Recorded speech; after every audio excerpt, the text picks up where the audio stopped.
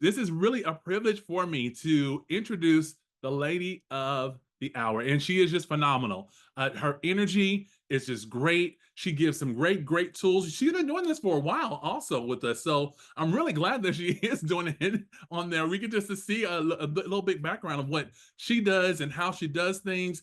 Not only that, but even strengthening and perspective. Let me also just say last night was great. We were talking about strengthening perspective. It was really good just to have that. Our book review that we did last night, it was really great to have everyone on there that did participate. Thank you for that. But I bring that up because we were talking about, falling and getting back up, falling and getting back up, and those things like that. So that's what had me thinking. I was thinking strength and perspectives and action.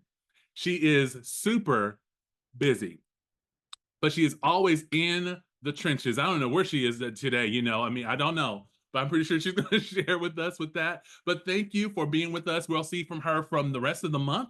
I believe that, right? Of May. So thank you once again. If you guys can put your hands together for Miss Roxann Corralejo. Good morning, everybody. Thank you so much, Harrison. You are amazing. When Mr. Thomas mentioned that he wasn't going to be on the call because he was going to be traveling, I said, no worries. I love Harrison. He is always so inspiring to get this call rocking and rolling. And I love that. Someone that can just get y'all pumped before I get up here. I know I pack a lot of energy, but he kind of eases y'all into me, and I like that. So thank you so much. I really appreciate you, all that you do, your willingness to step in whenever called upon. That is a servant leader, y'all. Think about yourselves. How willing are you to jump in when called upon? And that's why he is who he is and the things that he's accomplished, because he's so happy and eager to do that. So thank you so much. I appreciate you, my friend. You are awesome. So y'all, it is Taco Tuesday. Here we go. I love it. What are we going to talk about today? I hope y'all caught that reference. So Harrison is laughing already. So when you mentioned strength and perspective, this wasn't what I was going to talk about, but I'm going to, transition a little bit. And that's all we do is we bob and we weave. And when you talked about strength and perspective, this reminded me of a conversation I had with someone recently, a good friend of mine. And I was talking about a song that I heard, Jelly Roll. Love me some Jelly Roll. But there's a song, yes, Sharon is like, oh yeah, me too. So there's a song that I heard. It goes something like, if you've seen all the tears I've cried, you would know why I smile so much. And how many of y'all have heard that song? A couple of us, not very many. Look it up if you haven't. Yes, Maria, you've heard it. And so I was talking about, I was like, man, I heard this song. It was so inspiring. Like it really pumped me up. And he goes, really? I can't stand Jelly Roll. And I'm like, whoa, excuse me. He's one of my favorites. What do you mean? Like, you're really insulting me right now. And he said, because you know what? His music is just it's so depressing and it gets me down and it makes me sad. And we talk about strength and perspective. That's what stood out to me is like, wait a minute, why and how does it have a different reaction from me? It's just your perspective. It's the way we're looking at things. Now, I've had a trouble growing up, past history, life, that maybe when I'll write a book, y'all can read about it. There's so much that happened, but he's had that same thing. Not the same situations, of course, it's different situations, but he had a rough childhood and upbringing, and he's very successful now, owns his own business, and does very well for himself. But he's like, man, it just reminds me of everything I went through, all my trials and tribulations and the hard times. And I was like, man, it does that for me too. But it reminds me why I smile so much. And I am asked constantly, like, Roxann, how are you always positive? How are you always happy? Especially when someone even hears a little bit about my history, a little bit about what I went through. They're like, man, how are you always happy and optimistic? Like, give me some of that. And I'm like, man, because I build that strength in that history. That's where I get my strength from. None of this really brings me down. And that song, coming from a different perspective, some of y'all might not listen to Jelly Roll because he depresses you. Listen to it with a different perspective. Think about it differently, because it is a slower song, but it gets me pumped and hyped. And it's like, yeah, I overcame all this. I can go out there and crush it. There's nothing but up from here. I can go up and there's no ceiling. I already hit my rock bottom. I already hit the floor. It can't get worse. I grew up at times where I was hungry. I knew what it was like to not be hungry anymore because there was nothing in my belly. And it was like, all right, this is just what it is. It's a Tuesday. But now I have that mindset to, well, you know what? The sky is the limit and beyond. There is no limit. So thank you so much for bringing that up, Harrison. Really wasn't the topic I was going to get into, but it really stirred something in me. So what I wanted to get into today is a topic, it might seem contradictory a bit, but I wanted to talk about two things: discipline, but also changing your rhythm. Now, you guys might think, well, discipline is just structured and you have A, B, C, D, and you're going straight and you do this route and you're really consistent. Well, you know what? Sometimes we do need to change our rhythm also. So being disciplined doesn't mean we can't change our rhythm. And I actually have been saying this like for a week and a half now. I was sitting in church and Pastor said it. He said, what did he say exactly? Something along the lines of seasons change. That's a given. No matter what, seasons are going to change. And if you've talked to me in the last week and a half, you've heard this. Seasons are going to change. So your rhythm needs to change too. How many of y'all dance? Anybody like to dance? Go out dancing? I love it. There we go. Movers and shakers. Next event, we're dancing. All right, Mr. Elwendoff, we're going to be dancing. I love it. So I go out to a lot of the dance halls. And you know what? I'm in South Texas. So we play a lot of country. We're two-stepping. We're line dancing. We're having a good time. Now, those are two different rhythms, whether you're two-stepping with a partner or you're line dancing. But because I'm in South Texas, they get some Selena going and we got some cumbia going. You can't two-step to cumbia. Those hips are moving and Maria's like, yeah, now you got me. I'm in. Let's go. And then all of a sudden they're playing Tejano music and it changes. So your rhythm has to change. That is the same thing in life. You can be disciplined enough to know the steps, to learn the steps, but your rhythm has to change too. Now, throughout my entire business career, there have been different milestones to get my rhythm to change. There have been different events. And when that happens, it starts here. You have to make that decision. So a lot of y'all know that I moved from San Antonio, Texas, which is where I'm at today. Harrison asked, I don't know where she is. I'm in San Antonio, but moved from San Antonio to Lubbock. Why? Because a season changed. There was a big announcement. There was a big opportunity. And I said, all right, I'm packing up and I'm moving. I had to change my rhythm. It's a different area, different people, different mentalities. I had to change things up. Does that mean I deviated from me? No. Does that mean my discipline changed? No. I went out there, I made connections, I talked to people. It was just I had to make little tweaks in what I was doing. So now that I'm traveling, one of the things that I love to do, and I've been doing a lot lately, is working out because it makes me feel good. Now, some people say, oh, I'm traveling or I'm on vacation. I'll start my workout routine when I get back. I'll start eating right when I get back. Well, you know what? I don't even care. I asked the hotel, do you have a gym? And they said no. And I said, you know what? I like to run outside anyway. Let me go for an outdoor run. I'm sticking to my discipline. I need to make sure I work out while I'm traveling. I packed workout clothes. I don't want it to just take up space. Let's go work out. So this morning I'm getting ready and I get dressed. And then I'm like, man, it's cloudy outside. The floor's wet. I'm sleepy because I did all this before this call, y'all.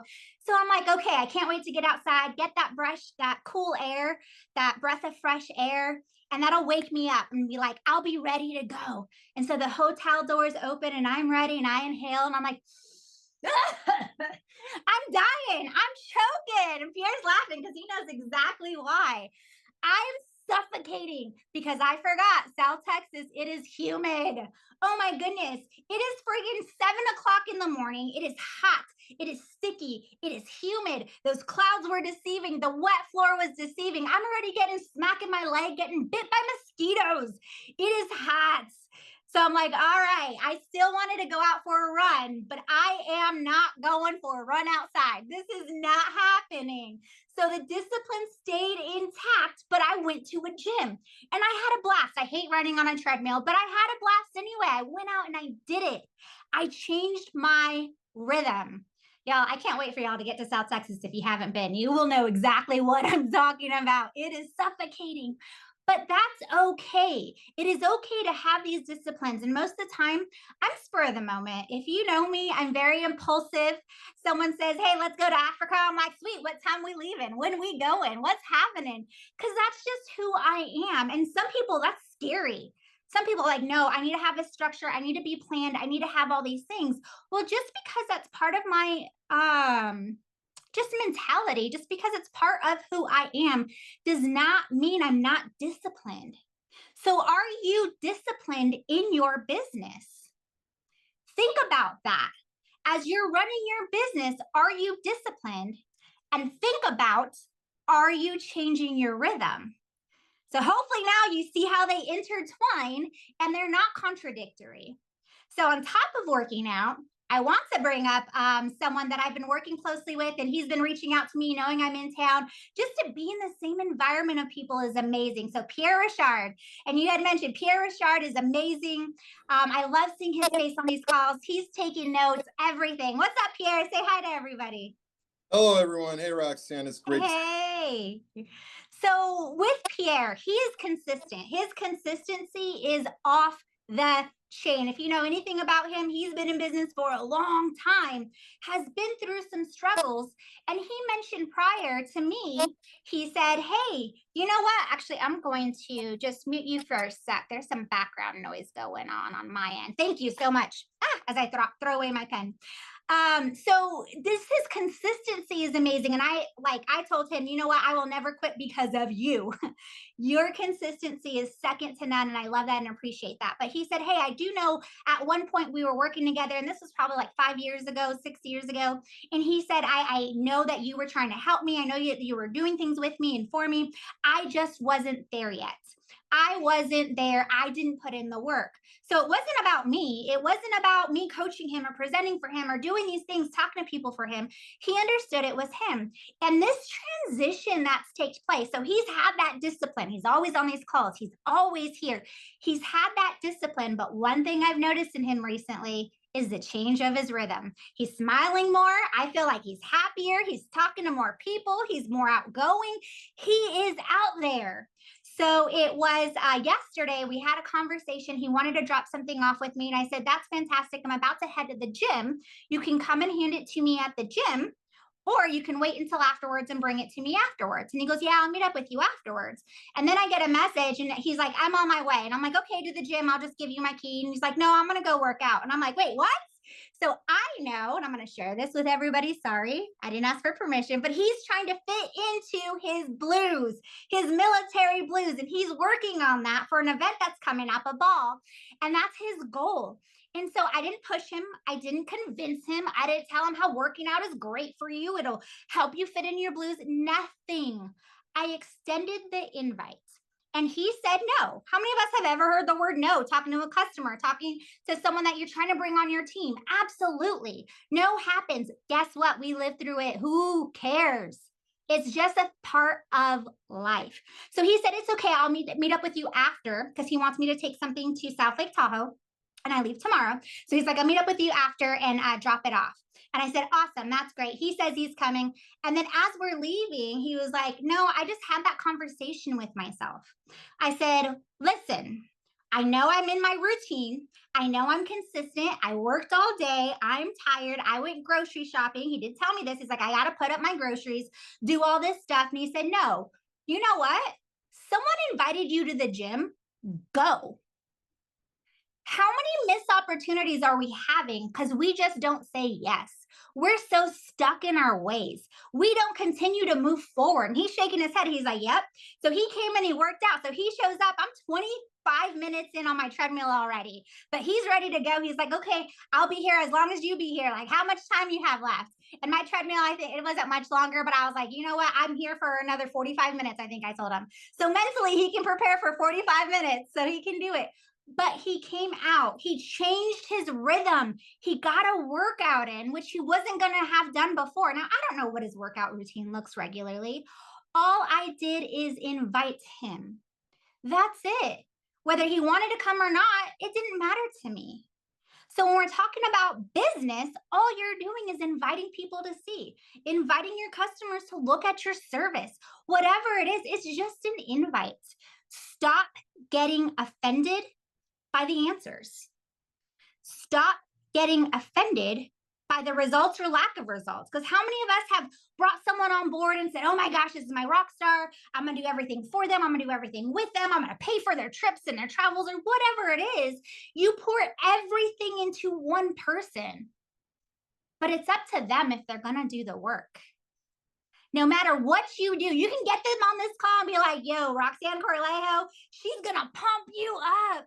But some people don't get pumped up by me. And I'm not offended, y'all. I don't care. It is okay, because after this, you know what? I'm going to have a lunch meeting. After that lunch meeting, I have another meeting. After that meeting, I have a client meeting. I don't care. So stop caring what people think about you. And we are so concerned about what people think about us. And we have our people. We have those people that are attracted to us. By being who you are, you become more attractive to those people that are meant to be attracted to you. I hope you caught that, because not everybody is meant to be attracted to you, and that's okay. And I heard that this morning, like, I hope I didn't offend you. And I'm like, boy, it's going to take a lot to offend me. I'm unoffendable. Why? Because I just laugh. It's okay. We have different perspectives. There's strength in having different perspectives, like we talked about it. Y'all, it is okay. Be you. So this Sunday, I heard something from Pastor, and a lot of what I bring on here is from church, y'all. I don't know if y'all are believers, go to church, whatever it is, wherever you pull your information from to get you going, pull it and regurgitate it.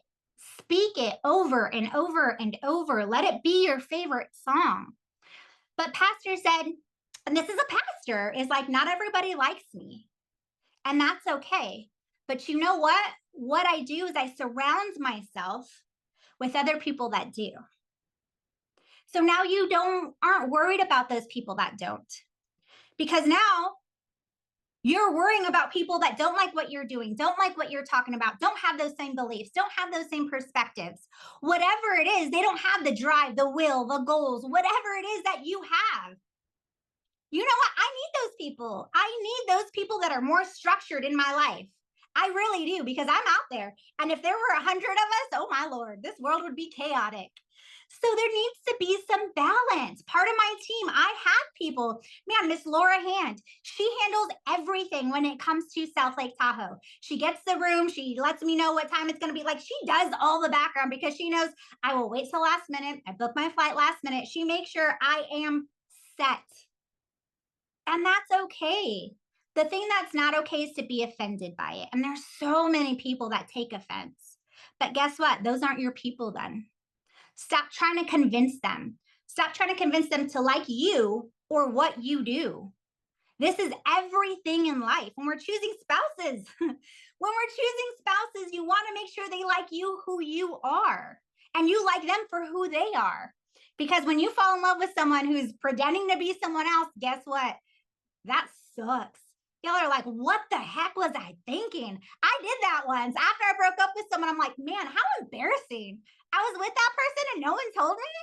How embarrassing. We were complete opposites. And that's okay too, but you have to find common ground, come together, and not be offended. So in your discipline, remember that. Whatever your discipline is, some people think it's crazy if you're 60 years old and go to yoga every day. Who cares? I bet they need yoga in their lives, but they don't do it. Have a discipline, stick to it, but always know that you have to change your rhythm sometimes. So just a real quick example. I know we're going to disconnect, well, not disconnect, but my time's up here in just a couple minutes. But what I'm doing recently, and I did let the cat out of the bag on Sunday, but what I did recently is I made a decision. So all this starts here, and I'm going to tell you, I'm going to come around full circle here in a minute. But y'all know a year and a half ago, just over a year and a half ago, I moved up and I switched my life. I moved to Lubbock because it's something that was happening. Well, you know what? My business has gone stagnant. It's actually going backwards. And it's just a different mindset. Things have changed. Seasons had changed like they always do. If we can count on something in life, it's that seasons are going to change no matter, you have no control over it. Seasons have changed. So I said, all right, I need a change. And that's when I heard it in church. And I was like, yes, God, I'm listening to you. I am listening to you. My rhythm's got to change. And then it took a few days of me just kind of batting it around and stuff. And I said, all right, I'm packing up and I'm moving back to San Antonio. Another impulsive, but life-changing event. But you know what? I already have tons of meetings scheduled. I already have so many people that are interested in talking to me from a Facebook post because they're like, man, I'm so happy you're coming to San Antonio. I'm so excited. Let's do this. Let's do that. Let's talk this. Let's talk that. So already things have changed. And I'm not moving out here till July. And I'm not telling you to change your rhythm means you got to pick up and move. Some of us can't. Yeah, I don't have any children. I don't have a husband I got to tote around and do all that stuff with. It's all me. So where does this rhythm change then? How am I changing? I got to be here. And you guys are like, well, Roxann, that's great for you, but I can't do that. Stop. Stop using the word can't. Don't ever use that word. I can't do that. You can change your rhythm without having to pick up and move. I just chose to. On Thursday, I was at an event here in San Antonio. I came to San Antonio for a regional event with Tony Kupis and the Mazers. Mike Mazer was here. And I mentioned that I was moving to San Antonio. They were the first people I talked to. And I mentioned to them, hey, you know what? I'm moving to San Antonio. And he said, good for you. Good for you. You moved to Lubbock. Now you're moving to San Antonio. I don't even know where you lived before, but good for you. He said, and if y'all don't know, he's the one that's like breaking records, always top of the charts. Both their position, Pat and Mike Mazer are always top of the charts, both positions. Why? Because he said that's what we do. And I remember him when he said, we're moving to Dallas. And they picked up and they moved. And guess what? The streets picked up and they followed them. All of them are top producers. All of them are running very successful business because their rhythm changed. They said, you know what? Texas is hot right now. Texas is top of the market. That's where I need to be. So he told me, he goes, what we attribute to our success is the fact that we've picked up and moved. We moved from, I don't even, it was like somewhere in the Northeast to I think Florida, like several different places. As seasons have changed, so did their rhythm. And I said, that's fantastic because that's why I do it. I do it because I've heard your success stories. I don't make up anything and just do anything myself. I've heard other people do it. So I said, why not me? If why not me, why not you?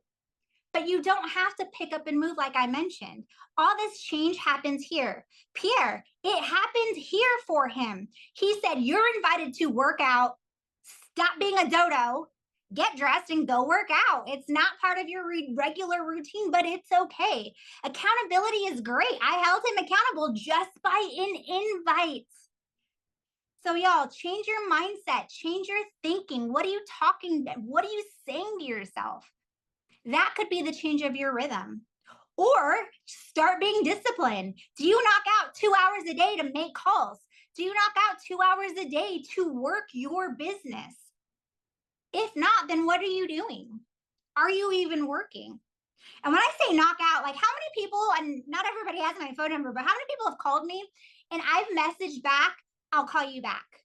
Any hands? I know there are a few people. I see some hands going up and I get a call and I'll call you back. Why? Because I'm being disciplined. Those are the 2 hours I said I'm making calls.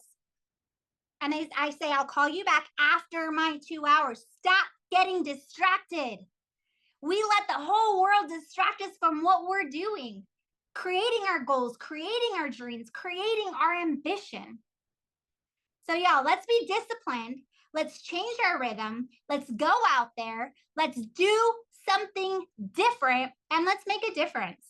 I love y'all so much. I'm going to hand this back to you, Harrison. I appreciate you. The lady.